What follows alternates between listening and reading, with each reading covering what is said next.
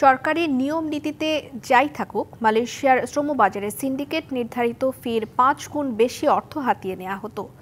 এ নিয়ে নিরীহ মানুষ নানা অভিযোগ দিয়েও পায়নি প্রতিকার। রবিবার এই সিন্ডিকেটের 31 জনের বিরুদ্ধে মামলা করেছে দুদক, যারা 13টি কোম্পানির হর্তাকর্তা। এজাহারে তাদের বিরুদ্ধে 1159 কোটি টাকা আত্মসাতের তথ্য প্রমাণ দেয়া হলেও তদন্ত শেষে প্রকৃত আত্মসাতের পরিমাণ 10,000 কোটি টাকা ছাড়িয়ে যাবে বলে মনে করছেন সংশ্লিষ্টরা। মালয়েশিয়া সরকারের সাথে বাংলাদেশের চুক্তি অনুযায়ী জনশক্তি রপ্তানি খরচ জনপ্রতি সর্বোচ্চ ৭৮,৯৯০ টাকা। কাগজে কলমে এ অঙ্ক থাকলেও বাস্তবে লাগতো 5 গুণের বেশি। জনশক্তি রপ্তানিতে এমন দুর্নীতির অভিযোগে অনুসন্ধানে নামে দুদক।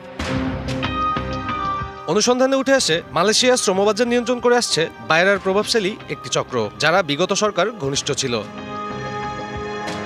রবিবার আকাশ ভ্রমণ, winner overseas, Shahin travels, Navira travels, Adib air travels and tour সহ এমন 13টি ওভারসিজ কোম্পানির চেয়ারম্যান, ব্যবস্থাপনা পরিচালক ও পরিচালক সহ 31 জনের বিরুদ্ধে আলাদা 13টি মামলা করে দুদক, যাদের বিরুদ্ধে চুক্তিভঙ্গ ও দুর্নীতির মাধ্যমে সাধারণ মানুষের কাছ থেকে 1149 কোটি টাকা আত্মসাতের অভিযোগ প্রাথমিকভাবে প্রমাণিত হয়েছে।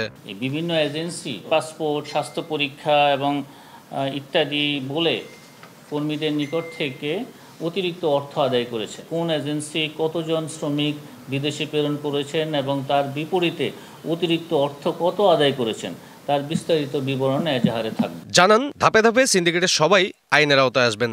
এখন 13টি এজেন্সির বিরুদ্ধে মামলা হচ্ছে।